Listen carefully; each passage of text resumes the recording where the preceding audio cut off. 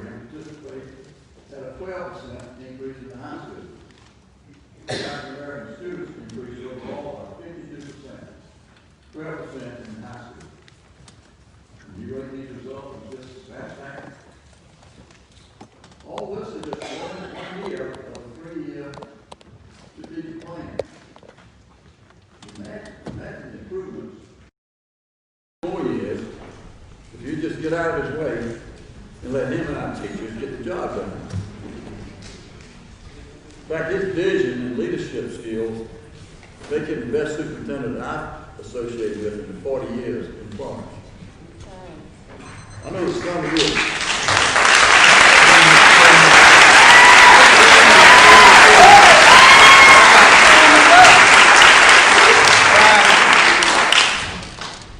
I know some of you are personally supportive, but all of you are getting painted with the same brush of negativity from only just a few people.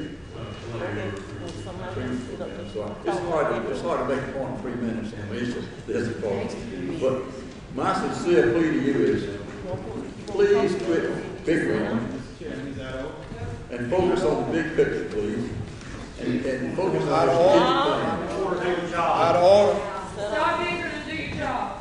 Thank you. Anyway, focus on the strategic plan, giving our children a first-class education in District 1. Thank you, Mr. Chairman.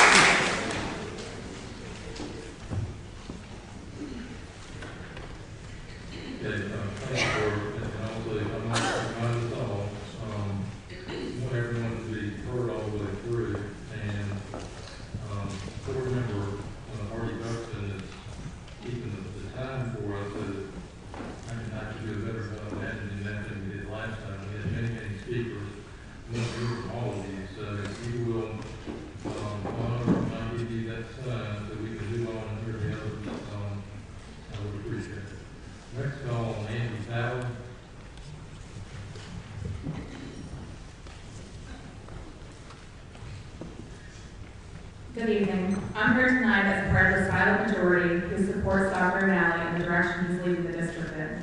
I believe it's imperative that we as a community demand transparency amongst this board and we begin to start holding you to higher standards.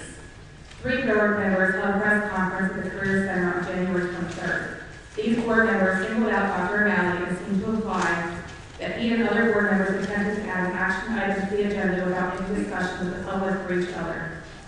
One of these board members also spoke with WNBF News on January 15, 2020, and stated the following, quote, is listed as an action item, which is a section of the meeting reserved for votes. He also went on to say the school has been in operation for at least 6 decades, said he has not been involved in any discussion on that matter, end quote. Let's first start with being honest to the public, since you do represent our community. There's only 2 times the item is required to be presented as a first reading, with the second meeting following to move it to an action item. These 2 instances are when it pertains to the budget or the policies. Board members know this is the case. We need to stop trying to play people in the community who may not know better. One of your jobs as a board member is to bridge the community as one, not divide. These same 3 board members have made comments about being in the dark with O'Malley, meeting with FDTC regarding the Career Center to put together a memorandum of agreement. Let's be clear and honest to the public, since we all deserve that. All of you were included on the email that Dr. O'Malley sent on Monday, January 14, 2020 at 8:53 a.m. Here's a copy of what each of you received. Quote, the agenda was posted yesterday, and there are a few action items that are important to review. If anyone would like to speak with me individually to review the items in the attachments over the next 2 days, I would be more than willing to meet with you to review these and answer any questions you may have. Please email me directly as Kim is out of the office the next few days. Thank you. End quote. All but 3 of you chose to set up a time with O'Malley to discuss this action item and have your questions and concerns addressed. 3 of you decided it would benefit your agenda of dividing this community even more and chose not to meet with them. 1 of you also received a text message from O'Malley on Wednesday, January 16th at 6:44 p.m. and you responded on Thursday, January 17th at 8:45 a.m. Here's what the text message exchange said. From Dr. O'Malley, quote, I know you've been busy and probably haven't had time to check your email, but if you want to talk about items on the agenda for tomorrow, let me know. Thanks, end quote.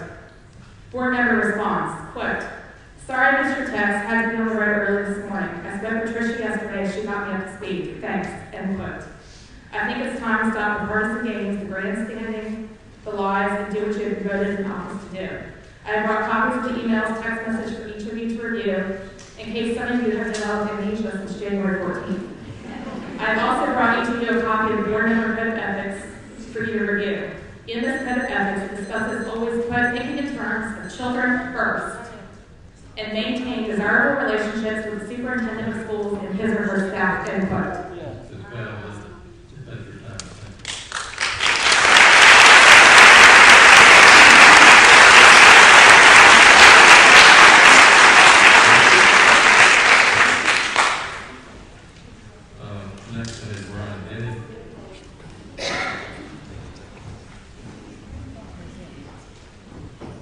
Thank you, Mr. Chairman, members of the board, superintendent. I'm here tonight as a parent of 2 children in the district. I'm a 20-year employee and also the husband of a 20-year employee. Over those 20 years, I've worked for 5 superintendents and 2 interims, which is a lot. For the first time in a long time, the district has a vision and not merely a satisfactory one. It's been an exemplary one. We finally know where we're going, and we do know where we've been. And where we've been is not where we need to be. Going to the days when one side of town is getting everything, or at least that perception. Going to the days where students with special needs are put at the back. All students are up front now, which is where they need to be. All students are given the same opportunities, which is where they should be. Because of the vision, we finally have personnel and programs to ensure that IEPs, and we are in compliance with federal programs more than we've ever been, because of this vision. We finally have equipment that we need for all children. We have sensory rooms. We have adaptive playground equipment that children with special needs can participate with all students. We've needed that for years. For a long time, we've been a district that's always been behind. For the first time that I can think of, teachers have gotten raises. We've never been behind in what teachers need. I can't think of a single thing that teachers are without. Dr. O'Malley is a superintendent that puts students first and teachers first. For a long time, we've been a district that other districts look at. Finally, we're becoming a district that other districts look to. I, for one, think if you will support this vision, if the community board members will support this vision, we can all be proud of the district that we're in. And I, for one, am tired of being looked at, but we need to be looked to. And the time is now. Thank you.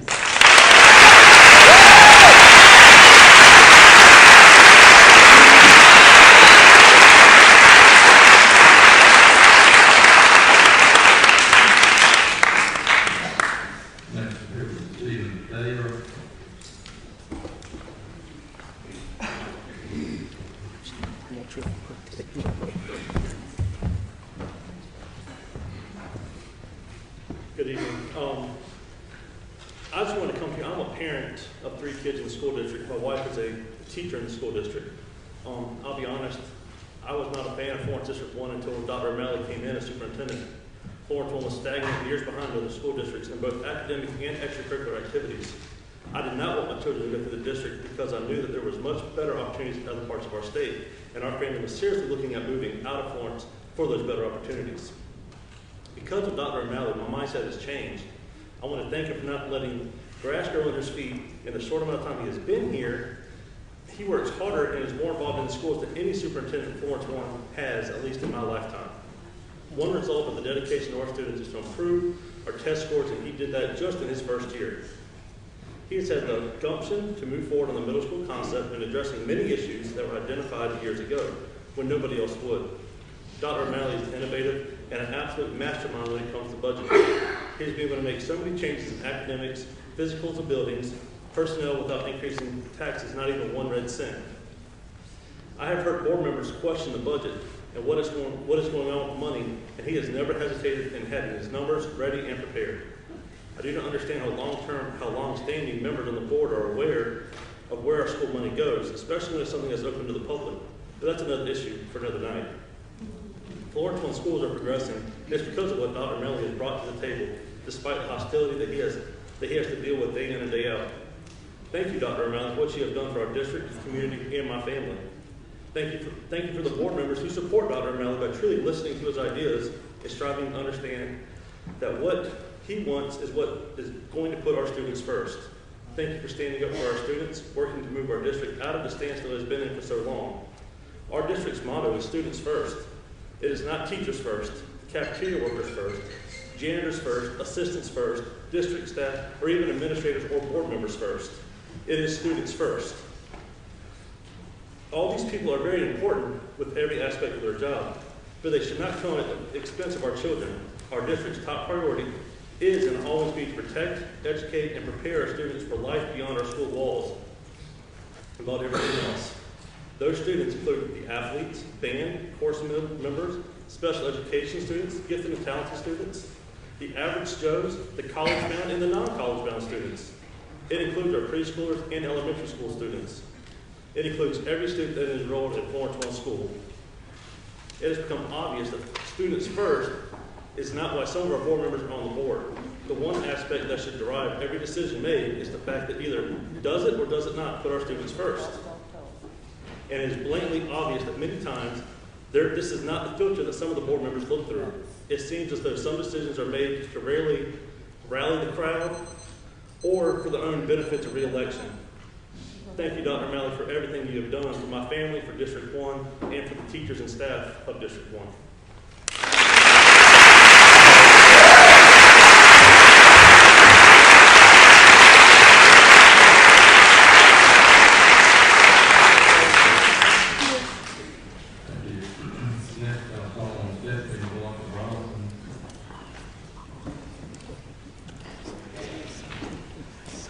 Good evening. For those of you who don't know me, I am Stephanie Rawlinson, and I graduated from South Florence High School in 1989.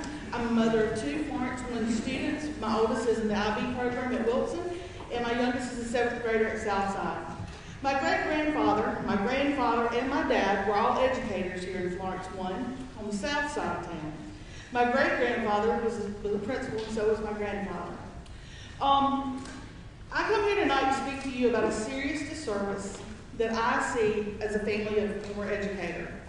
The disservice that's being done to our superintendent. And I tell you why I think it's time for you to change how you're conducting business.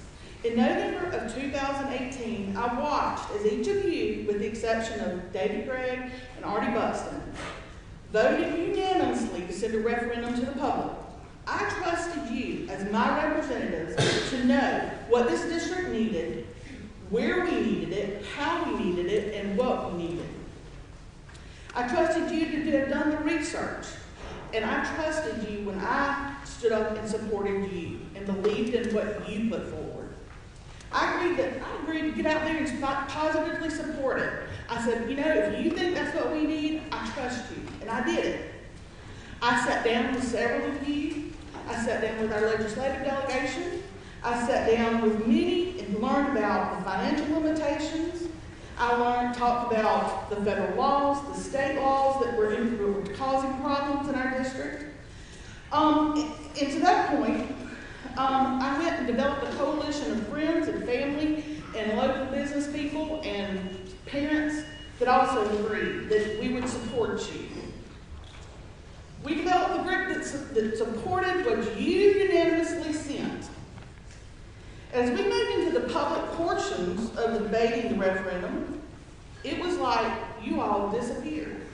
And I understand there is a law that says you can't support or come out against a referendum, but there was no rule saying that you couldn't answer basic questions and answer the questions of the public and answer my questions. Instead, you threw Dr. O'Malley and I and the rest of the students' first group that was put together under the bus, and you didn't answer the questions that needed to be answered by the public.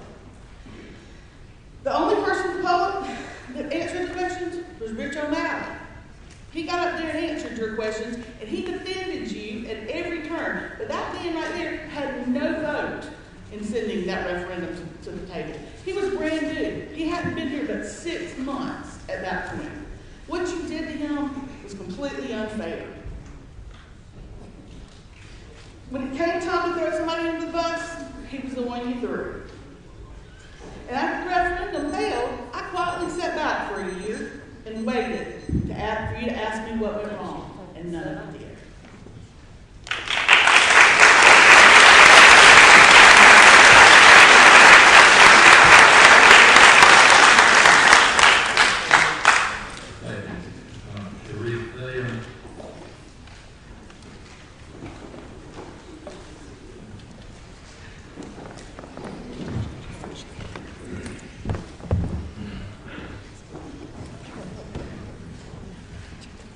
Good evening. Thank you for this opportunity.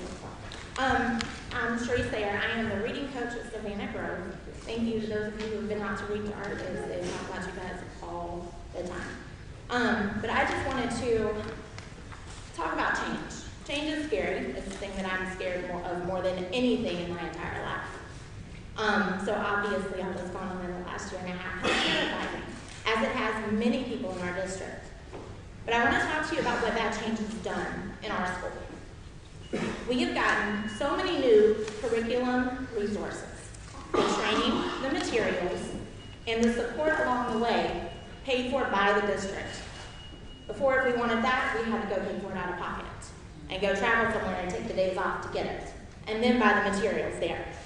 So thank you for that. This morning, I read with a second grader. At the beginning of the year, he could not read. He made it to second grade not being able to read. This morning when I read with him, he sounded the words out, and he read them. He did it the way that they teach it in the Orton Dillingham class that he's in every morning. The one that y'all have provided for our students. And all of our teachers and all of our assistants, K through 3, have been trained in and have the materials for, with nothing from us.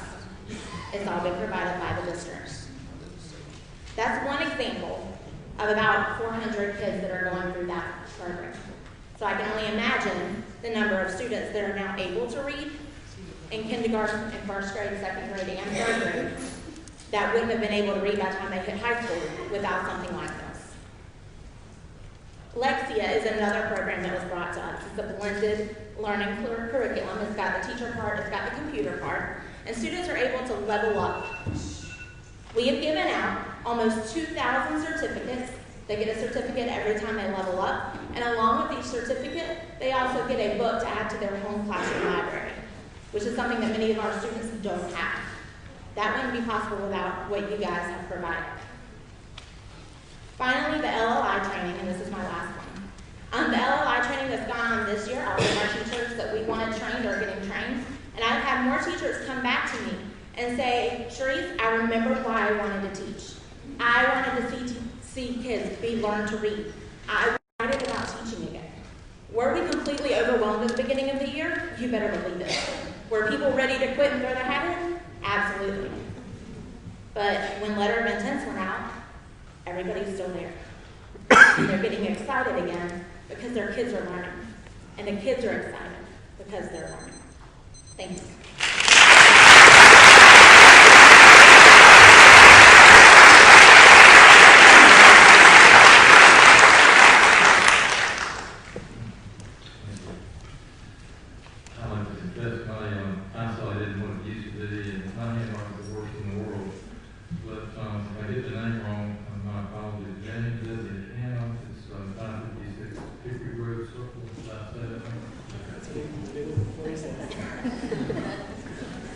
Good evening. For those that don't know me, my name is James Hanna. I graduated last year from Wilson High School by my green and gold shirt.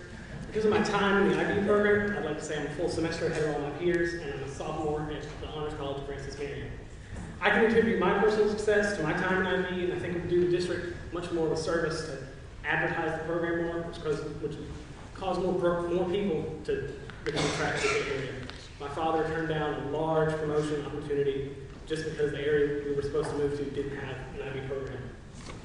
Next, I want to comment on the additions and renovations made to the schools both during my time as a student and what I've seen afterwards. The new gyms look fantastic. The fields outside of the schools look fantastic. I have a cousin from Charlotte, North Carolina, who's a West Florence alumni who drove almost 120 miles just to come see a home football game for a team for a school he hasn't been to in over 30 years. And then I just want to comment on the use of Memorial Stadium. I'm glad to see just a slow change to move away from it. I think it's runs course. I think it's a good stadium. I love watching the football games there. It's time to move past it. And then I don't have much to say, but I just want to close with this. For the members of the board, if you can't see the amazing things Dr. O'Malley's doing for the district, it's only because they're refusing to do so. Take heed. Don't let this great man slip away from you. He's the greatest thing to happen in this district in years, speaking as a student. Don't get in the way of the work, progress. Work together, work as partners, not rivals. It's time for dramas. Let's move past it. The future of the students, the teachers, the schools, and the district as a whole depend on you.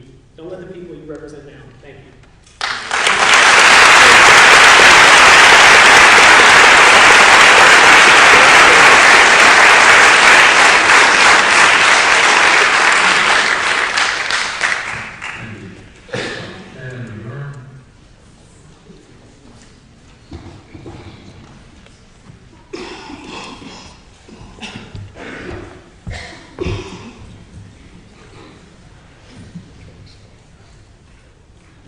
Good evening. My name is Shannon McGurn. I'm here tonight along with Minnie and Green because our children's savviness, progressive vision, and data-supported results appeal not only to you, it appealed to our community. For a moment, there was collective optimism That is, until some of you reverted back to selfish ambition and personal agendas.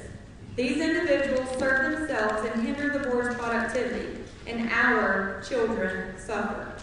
When you lack vision, you lack structure. As the chairman shared October 3rd, state law mandates annual board visits to each school. Principals work tirelessly in preparation of these visits, and some board members fail to appear, fail to acknowledge that they won't appear, and fail to reschedule. I'd like to formally request documentation of each board member's compliance with the mandate. The fact is, there are some board members here tonight that have filled a seat longer than my child will be in Florence One schools. They continue to make decisions affecting our children and our schools, yet they're absent. Time clearly isn't a factor as evidenced by these meetings. If board members can't fulfill their duties, let's give the seat to someone who will. As a board, you're to practice accountability, objectively evaluate not only the superintendent but yourselves. The latest evaluation of our superintendent is further proof that some of you are not fulfilling your duties to all students. Under Dr. O'Malley's leadership last year, our district gained one-to-one technology, a McLeod partnership, the highest Wilson graduation rate in 5 years, one below average school that was 27 thousandths of a point from being average after half of our schools were below average and unsatisfactory the year prior. And a faction of this board has no confidence in that kind of leadership? Looking at board policy, how might a few of you be evaluated? Board member conduct.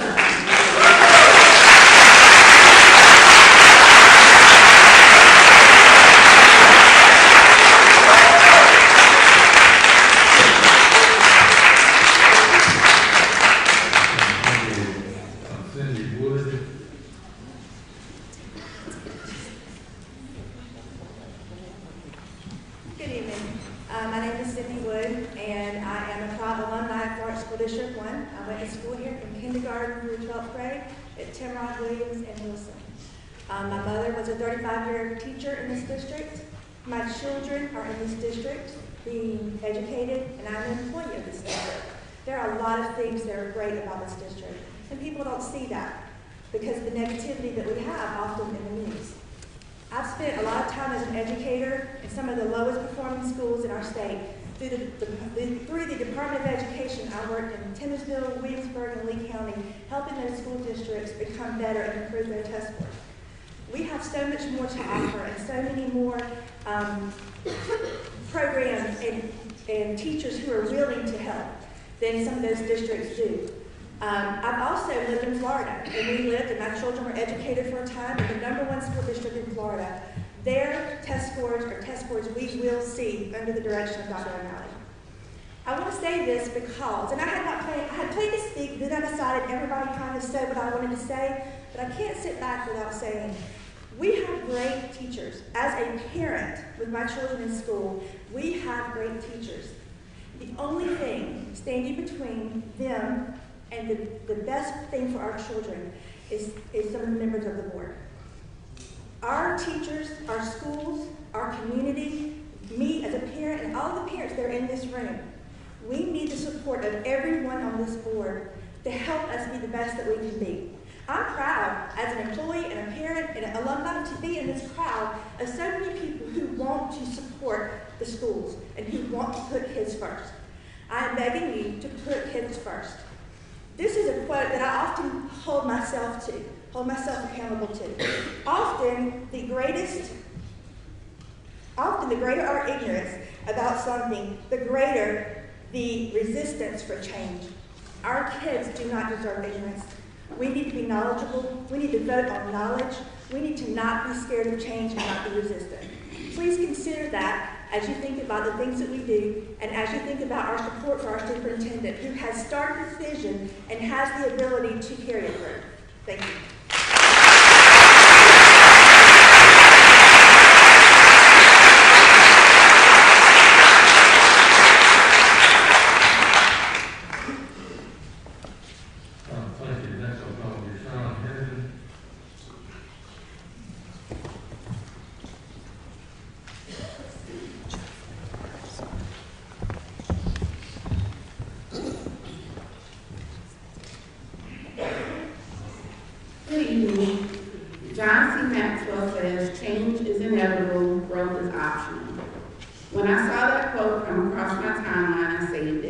After reading about the state of our district and reflecting on mindsets of people in our community, I decided to share a thought. My post went like this. Someone shared a memory that back in 2016, the plan for pointer renovations were revealed, and 2018 should have seen those doors open to a new type of facility. Here we are, 4 years later, and nothing yet. Many are griping about sudden change, but what about the stagnant phase that we have been in? Our district hadn't lacked for money, to my knowledge, but what was being visibly done for our students and building upgrades along the way? Many are upset about changing, but when is the change going to happen? Consider how long many of our board members have held in office and what they have helped contribute to the forward progression of our district. I don't know our superintendent well enough to dislike him. What I do know is that when Dr. Bridges tried to bring about change, our communities didn't embrace them. The board gave him a hard time and quit. Dr. Brooks was interim for a while. The board tied his hands for making progressive changes. Now, Dr. O'Malley wants to make changes, and the board and members of various communities and groups are making his life difficult. What is the common denominator of these three superintendents? The board.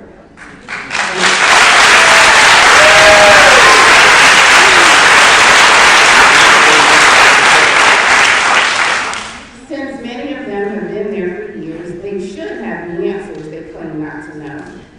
If not him to make changes, then who? If not now, then when? This community needs to do better by its children. We owe it to our old age to produce well-prepared, career-ready young adults that will become our nurses, our electricians, doctors or architects, chefs or seamstresses. Only with change will growth happen. I stand here as a 24-year veteran of this district, a mom of 6 Florence 1 graduates, and a grandmother of 4, 2 of which are currently enrolled. I stand here for change and forward movement for my grandbabies and for the children of this city.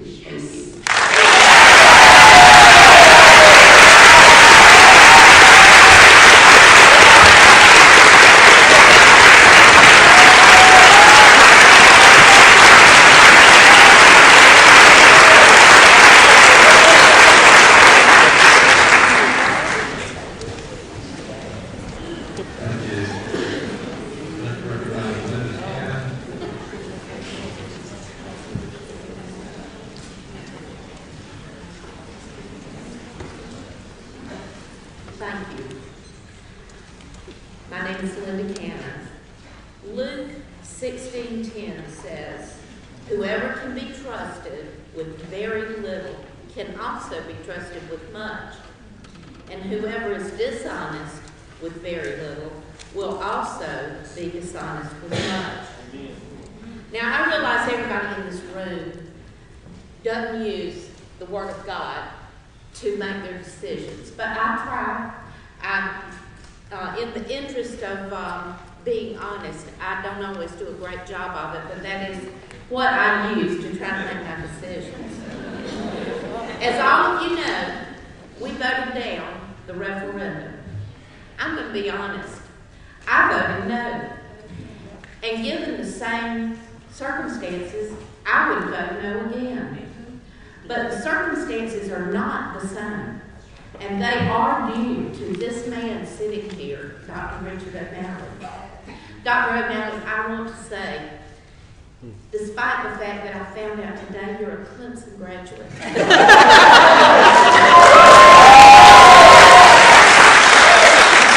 vote is slowly turning to yes. Now, I've got a list here of things that I was going to go over that Dr. O'Malley has done for us, but all of them have already been said. So I'm not, in the interest of time, I'm not going to go through them again, but this man has done wonders. In 1 year, he has done wonders. And he has done it with the money at hand. He has done it efficiently, and he has done it honestly. I could go on and on and on, but I urge you to do the research yourself.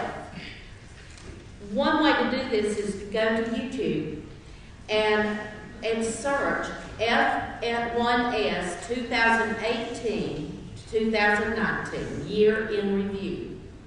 Now is not the time for hearsay or histrionics. Now is the time for us to all band together, all of us, for the good not only of our students but of our town. I'm a grandmother. I do not have children in Florence District or District 1, but I care about our town. And when somebody wants to move into Florence, the first thing they're going to say is, how are our schools? I believe with this man right here, pretty soon we'll be able to say, our schools are great. And that's what I want for Florence District 1. This is the best person you have hired in many, many years. So please, I beg you to support him.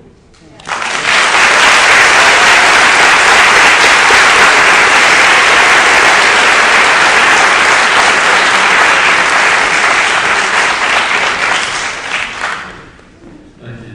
And I recognize Robert Lemaster.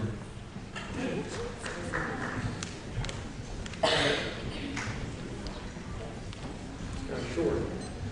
Good evening, Board. First off, I want to thank each of you for serving. I think sometimes we forget it's tough on y'all. It's a big demand on your time, it's a big demand on your family. So thank you for taking time to do that. Also, thank you for being wise enough to unanimously hire Dr. O'Malley last May. His performance has been exceptional. And I could stand here and read all the accolades of all the things we've accomplished in the last year, but we've obviously heard all of that. So I'm going to skip forward to the reasons why I'm not here to support Dr. O'Malley. It's not because he's intelligent. It's not because of all his accomplishments. It's not because he's great with finances or even he's a fellow Tiger. It's because he has the same priority that I do. Boys, would you stand there? That.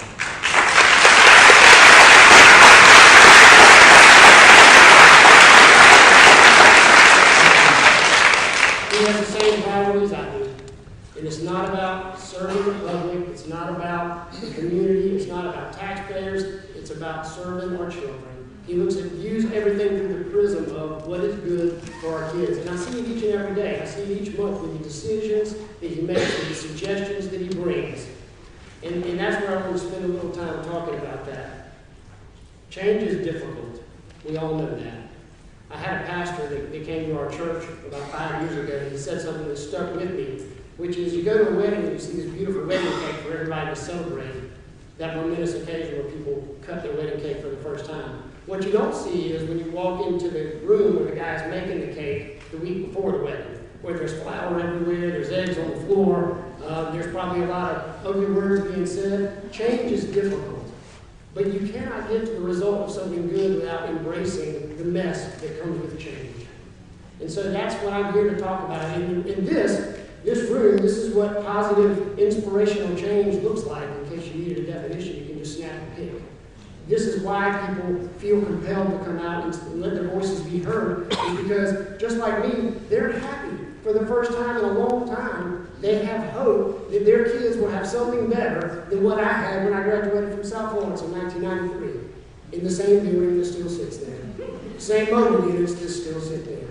I'm tired of seeing the same old, same old. We're all tired of that. For the first time in a long time, we're all excited about the change that can happen in our community and in our district. And that's why we want you to continue to support Rich with what he's doing, because we believe in that. It's our obligation to do all we can for our kids. They don't have choices like we all do, to pick up and go where they want, do what they want. They're at our mercy to make decisions for them. So I would tell y'all and ask you, please, take that seriously. Consider your choices. Make our kids the priority of what we do each and every day. Thank you.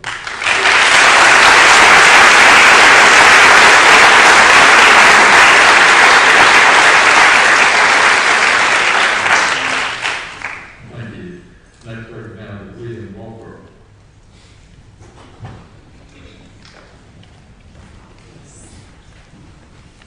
Thank you. I'm William Walker. I am currently a sophomore at Wilson High School. and I believe that I would have firsthand knowledge of everything that's been going on in the school district.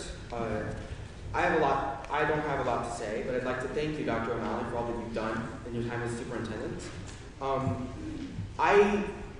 Now I feel like there's an environment where I'm encouraged to be involved. Here I am standing at a board meeting saying what I've written down as a sophomore in 10th grade, and I'm glad that I'm able to be involved. I feel like I'm being represented and that I can say what I want to. Some of you might recognize me. I was on the Student Facilities Committee that presented last year and said some of the problems that were going on in some of the elementary schools, and they've been answered. I was specifically on the group of people that were to talk about the problems that were going on with Greenwood, and now they're breaking ground for the gym, and that is just incredible. So I'm glad the way that our district is going, and I feel like I can make a difference, and that is the hugest thing for me. Thank you for all the work you've done. I didn't end up reading most of this, but I think I said it myself.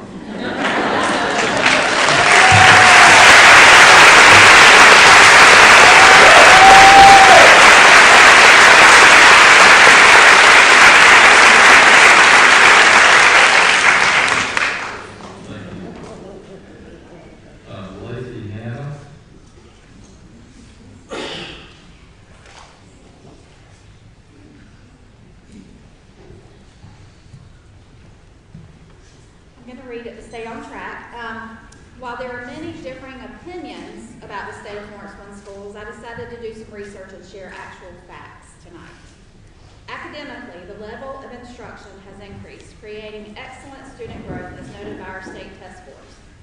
In 2018, more than 50% of our schools were ranked unsatisfactory or below average. In 2019, only one school was below, and by just 0.027 points. That's pretty impressive. 10 schools improved their overall rating by 10 or more points.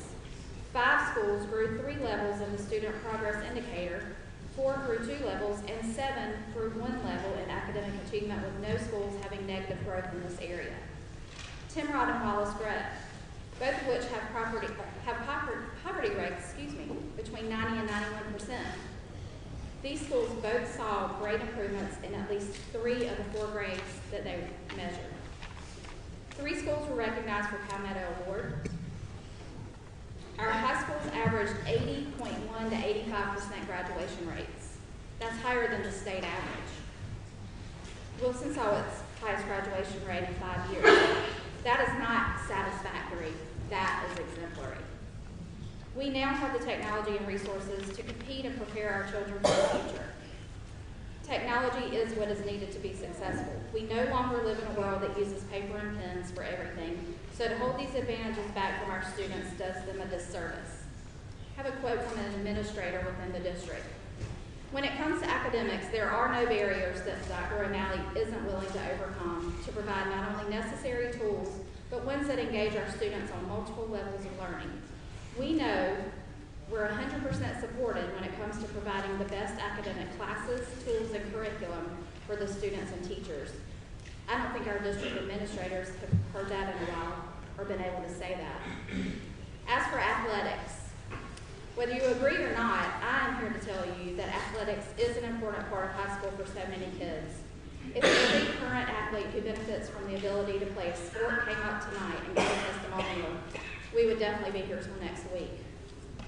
So many kids use athletics as their step up to a successful future. These teams are their family, their support system, and their saving grace. Athletics and the new stadiums have been a point of contention. As an active member of the athletics at West Lawrence, I can tell you firsthand, we need these upgrades.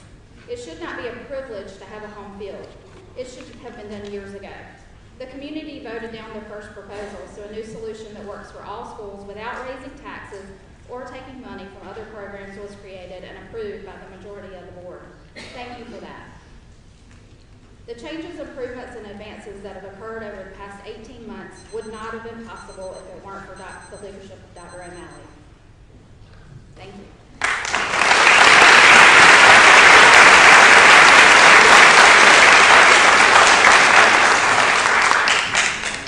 Thank you. Here for the chaplain.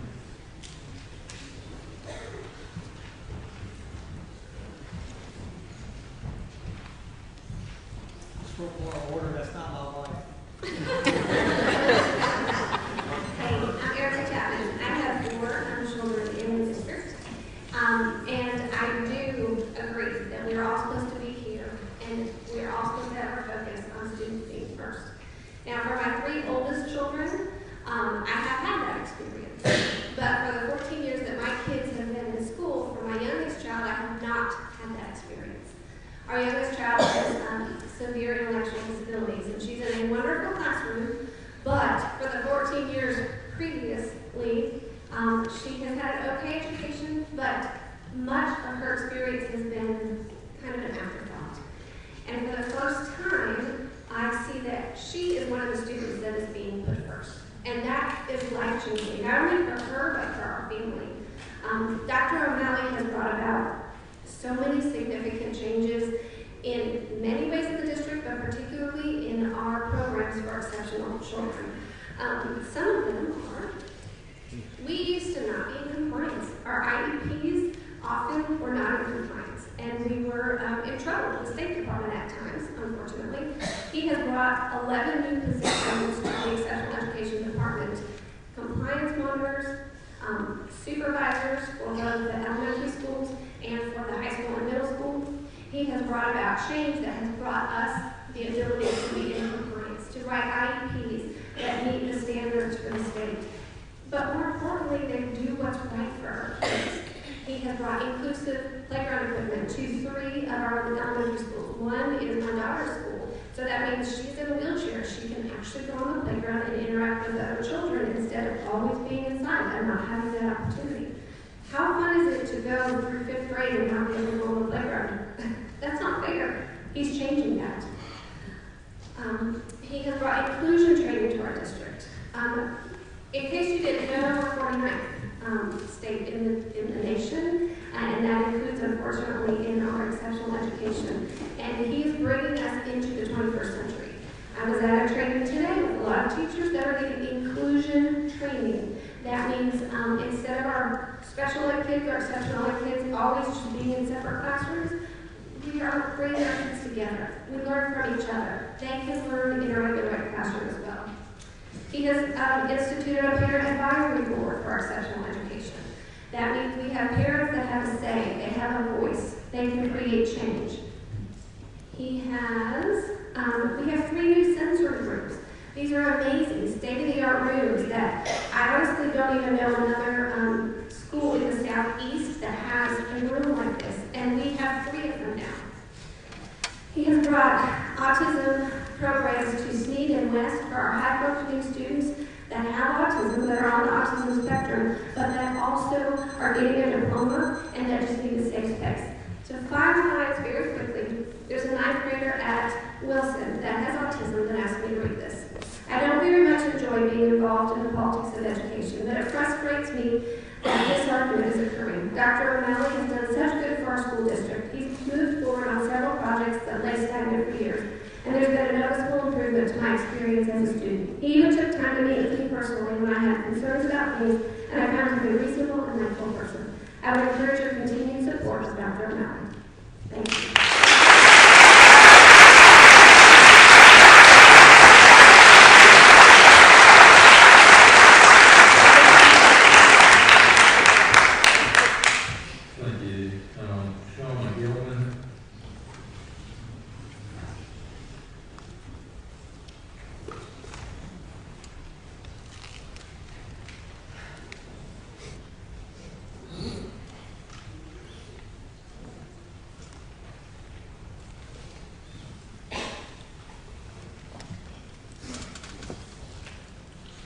Good evening. I'm short. My name is Shauna, and I am the face of a mom to 4 children who have been brought up in this district. One of them is now a special ed teacher in this district upon graduating from West Florence High School and Baylor University. Go Bears.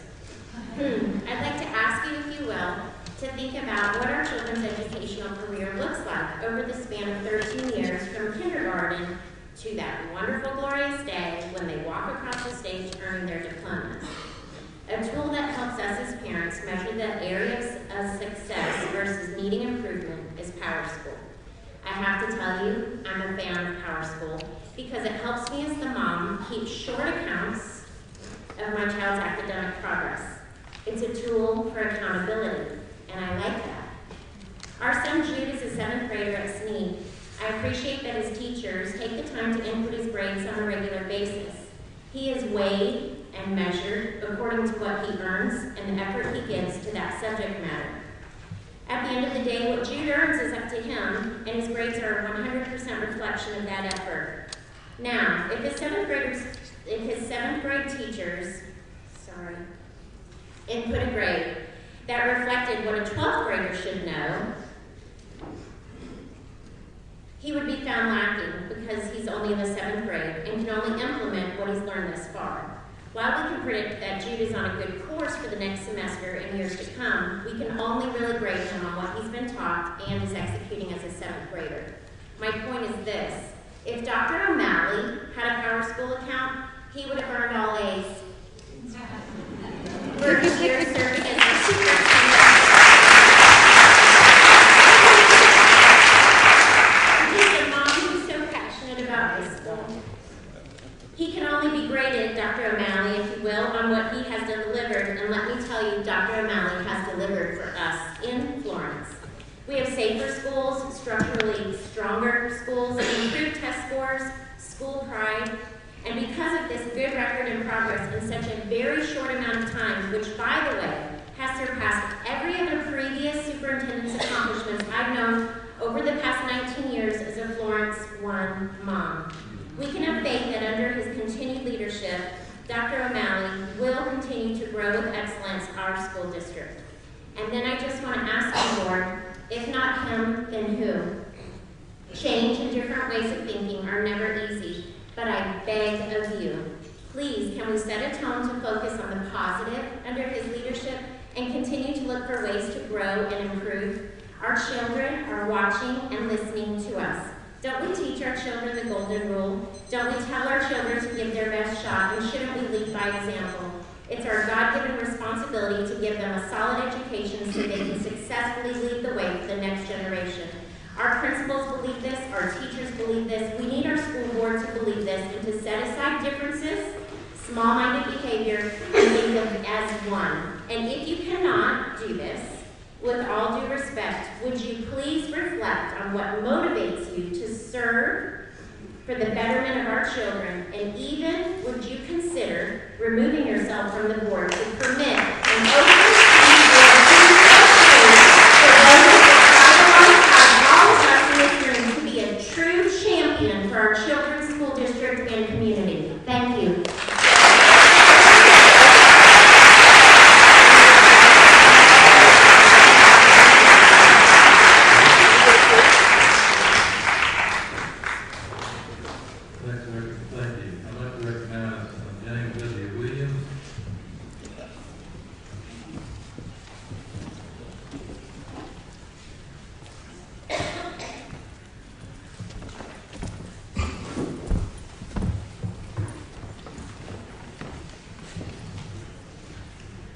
To God be the glory. To God be the praise. I think that it is a good thing for us to appreciate everything good that happens in our district. But I think it's a mistake for us not to acknowledge the other things that happens in our district. I got a call today from a parent who has a special needs students at one of our schools, and that child had formerly been an A student. Now they're failing 2 grades. They've come before the administration and asked for homeschooling twice and been denied. So with all of the accolades that are going towards special needs, all is not there. There are former food service workers in our district whose lives have been turned upside down by decisions that were made that were not sensitive to what our community is and should be about. We talk about the things that are available and how I heard a lot of people talking about IB. But let's get real. IB sits in one community, and less than 1% of the population there are advantaged by it. And now that we have actually eliminated minority to majority transfers, those students that are not at that school can come over there. But the students there can't go anywhere else. So what if there's something somewhere else that they wanted to take? Is that inclusive? Is that what we're talking about, that we support and we applaud so as a school district? There's confusion for me because I hear F1S, and then I hear FSD1. What is the legal name for our district? I'd like to know.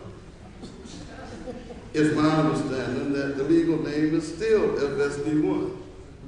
But that's another thing that we seem to, when we get polarized, we seem to lose sight of some of the crucial facts. Gets to where really facts doesn't really matter a whole lot. There was another parent that called me today about a special needs child who made a statement to counselors that he was going to harm principal and assistant principal, one of our middle schools. And that same day, he choked out another student. And nothing has been done. That parent that called me was concerned because he feels like that child represents a threat and is crying out for help that has not been addressed. He got 1 day, from what I understand, out of school suspension, and then we'll put right back in the school with that administrator, those two administrators, without them having even been told that they were under that. I have been given an additional time back. Nobody else can make it quiet.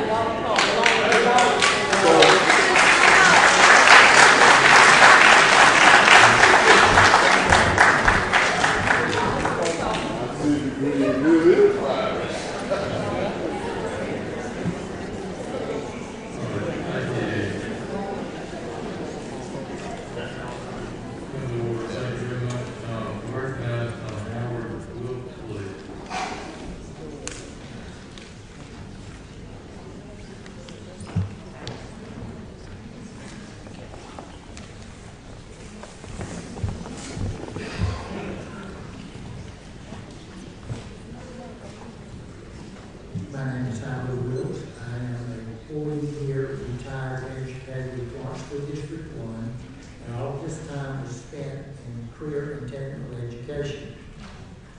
I realize there's a lot of accolades, and I may be one of the black sheep of the family today. But I am here for a group of students that many times are left behind. Every student is not college material. But every student should be able to make a living. Our Career Center here was opened in 1968. The building is old, but it's pretty much updated. Our superintendent was here for a year, never went into the building except, to tour the building. He did go to 2 classrooms, I understand. I represent the community representative for the director of the school. The previous 2 board meetings before, if you saw the agenda, on the agenda was to close the Florence Career Center. Well, I was at the Career Center today, the director received this message from Dr. O'Malley that we are closing you down. She asked about the students. Of course, he explained that. And what about the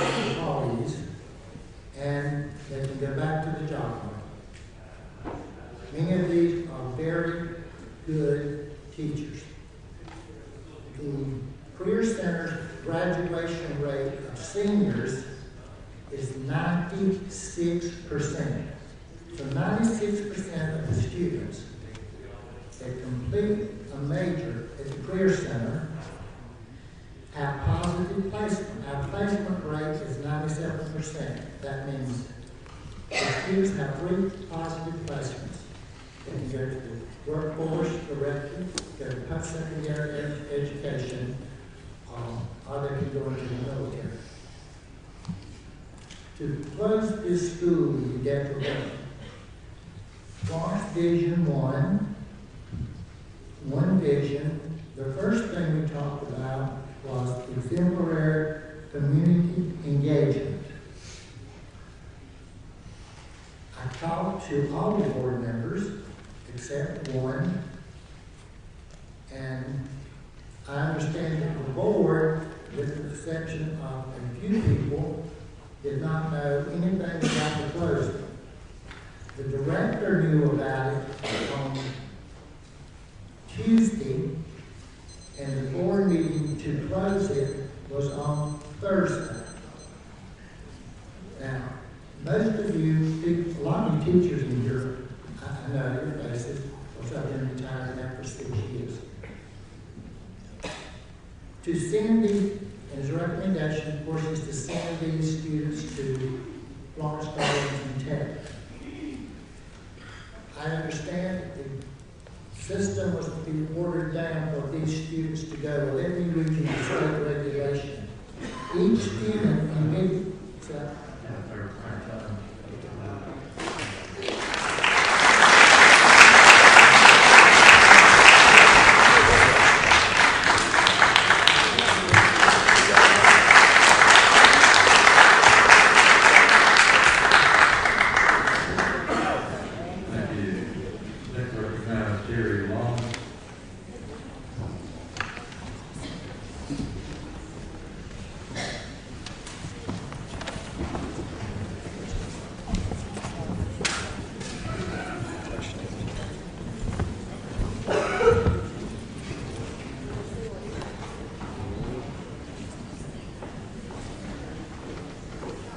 As well, we just want to continue that with the things that we were presenting. Board members being asked to meet one-on-one with the administration. And we understand that not only is that illegal, but that's unethical. You're doing the people's business. It ought to be done right in the boardroom, in front of the people. I'm delighted that we have so many out tonight. Probably should be this way all the time. But over the last 30 years, the only time I've seen this kind of crowd is when they're in trouble. That's sad.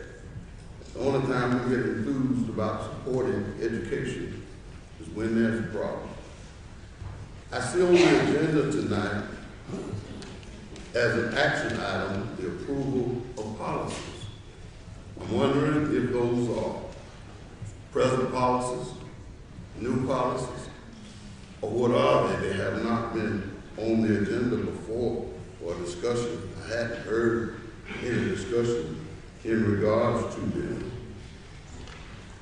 It's kind of interesting that we have gone away from even following policy, good policy procedures, and all of those kinds of things. We have asked about mold at Williams since the beginning of the school year.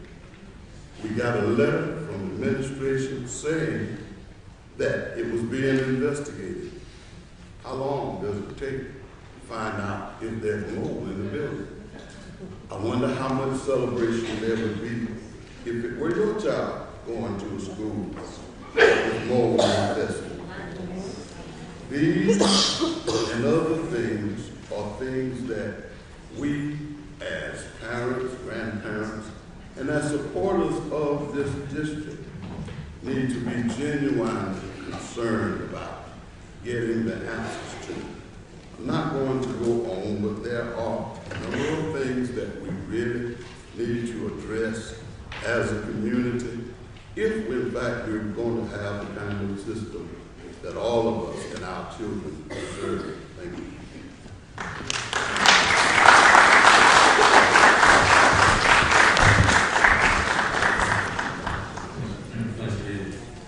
Next person, Madam Doreen Jennings.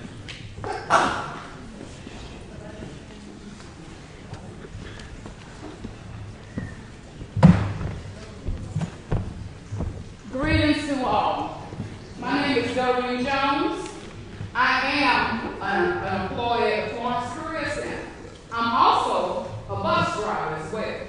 There's a whole lot of things that we have discussed at every meeting in the past. But there's a few things that I want to ask, question I'm asking. There's been some discrepancies about some things going on. I just want to know if the Florence Career Center is going to still be open for the next school term.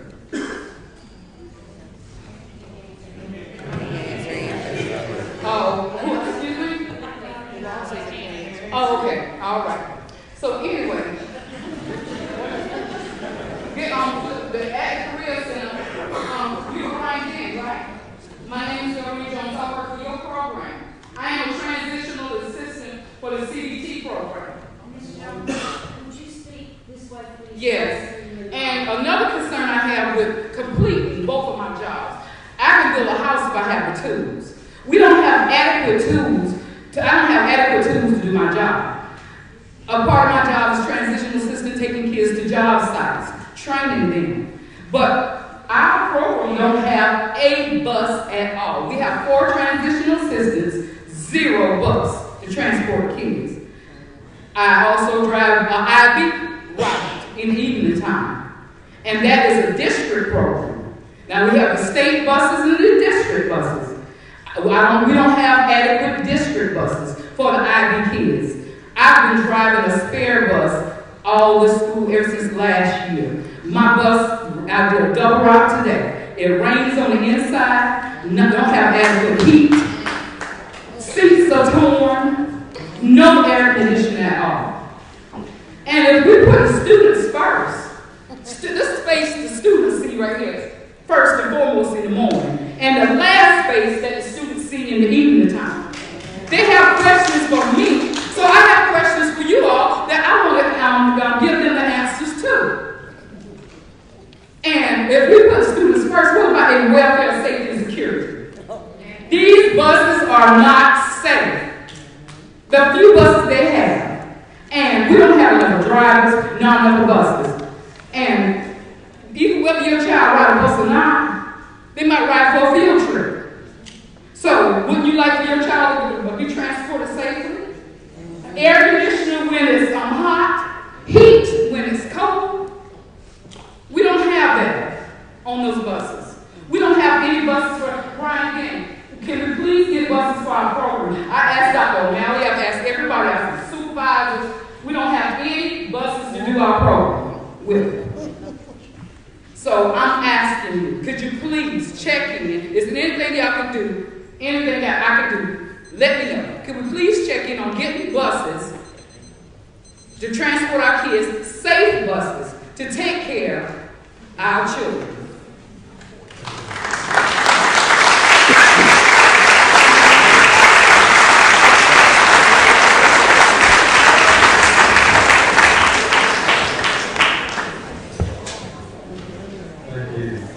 Children riding death traps. I risk my life every day with your children. It's sad. So sad. Good evening, board. Good evening, community members who care about our students. Isn't that why you're here? I mean, go ahead, let's have some public participation. You're not speaking. Raise your hand if you're here for children, for students. Board members, raise your hand if you're here, you do what you do for students. I'm just noting who's raising their hand. All right, yay! We just did it. We just agreed on something simple. She asked a question, and y'all let her ask her question. Y'all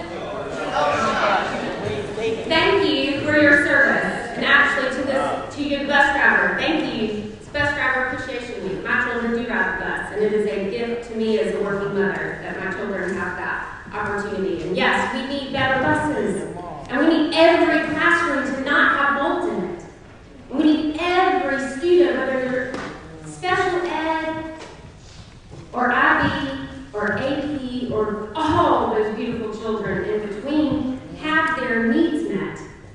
All of them. Equity. My children are very fortunate. They go to Royal, a beautiful new school with leadership that has been dedicated for decades. They're blessed.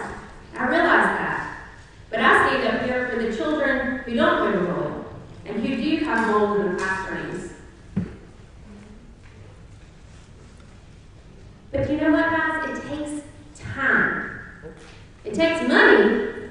We didn't give him that. So it's going to take time. The other thing it's going to take is us as a community coming together, crossing lines, seeding hope versus nitpicking. My child will be in the first class to go as sixth graders to SNEED, and that is scary as a mom. For my child to leave beautiful Royal to go to SNEED as a sixth grader, but guess what? We're going to do it because that's progress. And I look at every one of my peers and say, put your big girl panties on and tell your child to be ready because we have to stand up for them. As a board, I ask that you work together in public and in private. And when you agree on something in private, you come out and you stand united for it. Amen. You stand united for not just your one small constituency, but for our community. And I extend a great thank you to Artie Buxton for a wonderful, honest, long phone call. I sent an email, and then he called me. Talk to your people. Unite, Florence, unite.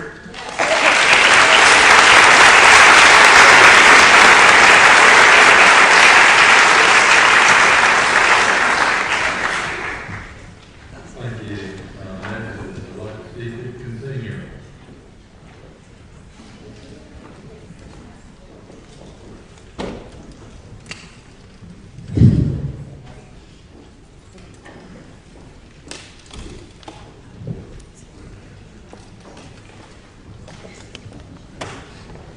In 2016, this board received board and administrative school board members. It's amazing to me, and I'm asking that this board, in terms of being able to realize the board exists because of the General Assembly of South Carolina. The board exists because of state statute. But it's amazing to me how members of the public can know what board members know in their direct communication to the superintendent's office by them participating in social media that is slanted and is biased by those who participate in it. I've had the pleasure since the last board meeting to sort of review and to be a part of the opportunity. And it troubles me that our community is divided. Our community has been set afire with untruth, the lack of information. First of all, the board chair and the superintendent sets the agenda for the board. Boards operate through policy and procedure. Unlike some of you in the community who have been receiving information in terms of how some are receiving information, boards don't function at the whim of the superintendent. As CEO, it is his responsibility to work collaboratively with all board members, regardless of whether or not he likes them or not. So, Mr. Chairman, I'm giving you some snippets of some of the aspects that have been provided to us in terms of how we should be working. I'm asking that those be shared with all board members because it's clear that some board members are only discussing things the way they want to slam it in the community. Second thing, which is a trouble for me. And I noticed tonight that we had some individuals in the audience to lead us in a prayer. But on January the 17th, I sent a quote to the board members. It says, Father, thank you that in times of trouble, when I don't see the way out and it's dark, that you come bursting in with light and direction. I believe that you, the creator of the universe, have highly favored me and are about to propel me forward. In Jesus' name, amen. And then I got a reply back from the superintendent that said, please remove me from this non-business related group message. I'm not interested in your religious quotes. Well, I'm in the Bible Belt, and I've lived in South Carolina all my life. And so I just want to publicly apologize to the superintendent for including him in my non-business related group message with my religious quote. So I just want to publicly acknowledge that I will send him in a religious quote.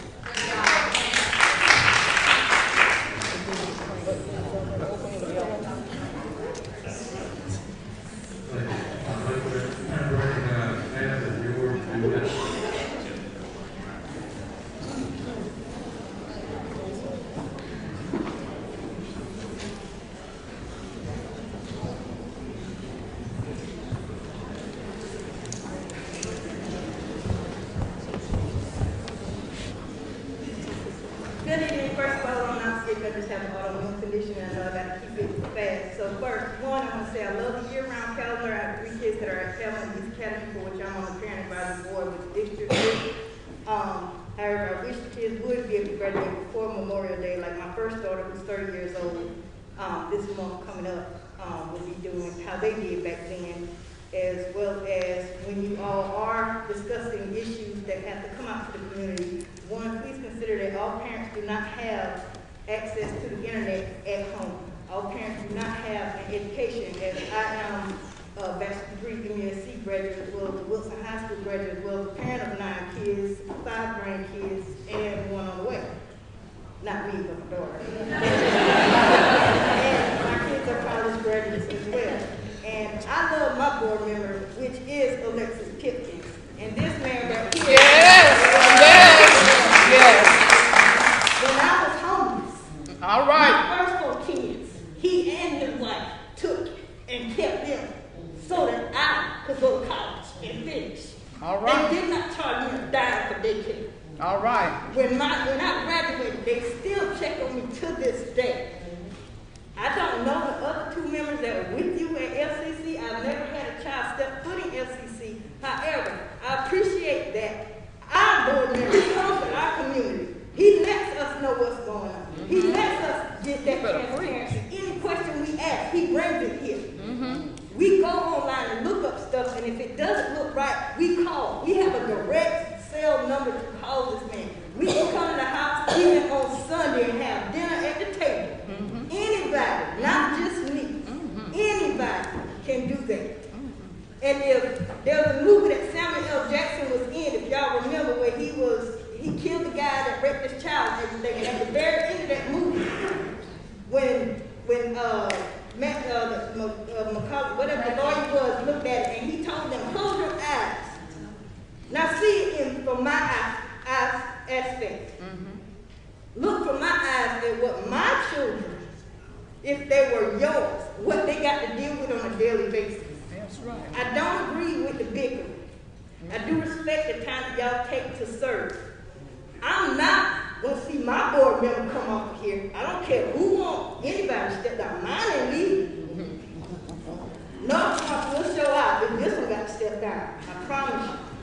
Not in a violent way, but in a way like this, that we come together. I hate that it takes a terrorist attack for the fact that when that terrorist attack hit on 9/11, that's the first time Kamika, Rochelle, George DeWitt could walk in the store without somebody saying, may I help you, and then still follow me around. It was like, come on in, girl.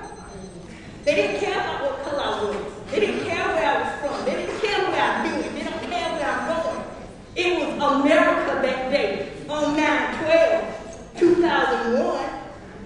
But I would like for Florida School District 1 to get back to that, as well as parents come together, teachers come together. And please don't strike, because in reality, I love all y'all teachers, every single one.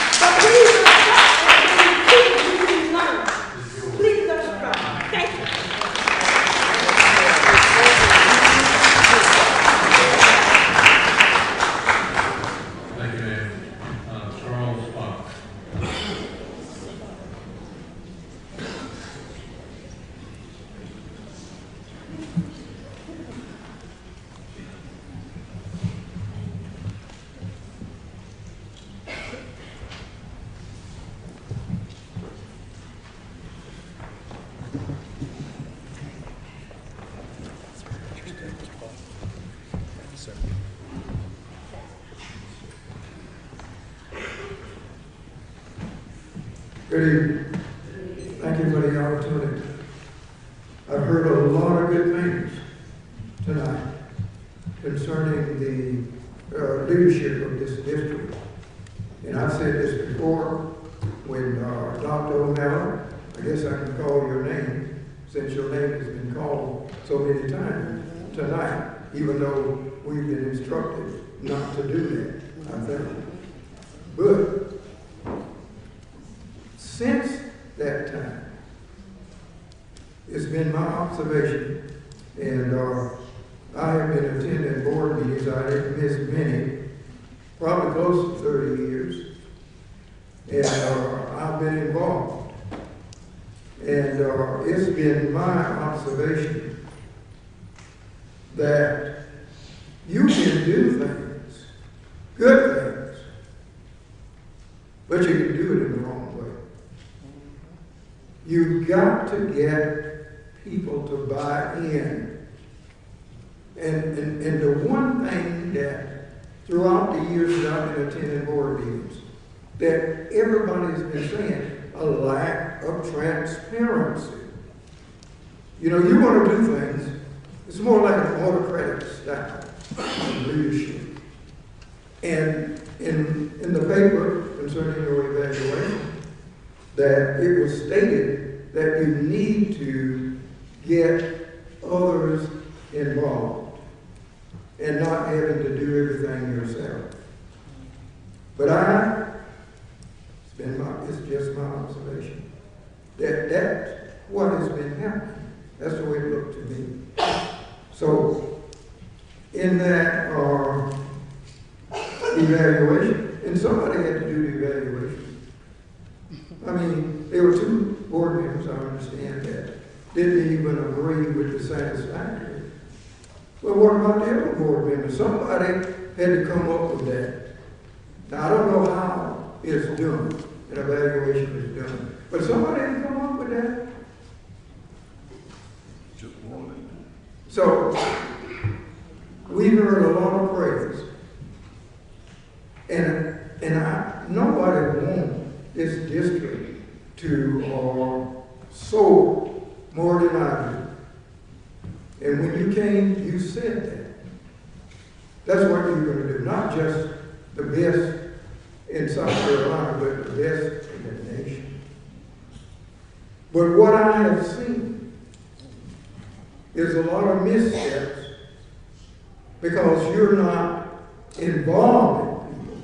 Matter of fact, prior to your coming, there were, I think, 3 assistant superintendents. But apparently there's been a change. So, I'd just like to say, we need to think about this. Because there are some things that are not right in this district. And like I said, I've been attending board meetings for close to 30 years. There need to be some change. I'm talking about board members, not just the superintendent. Superintendent can't do anything without the board. It's the board. And it needs to be changed. Thank you.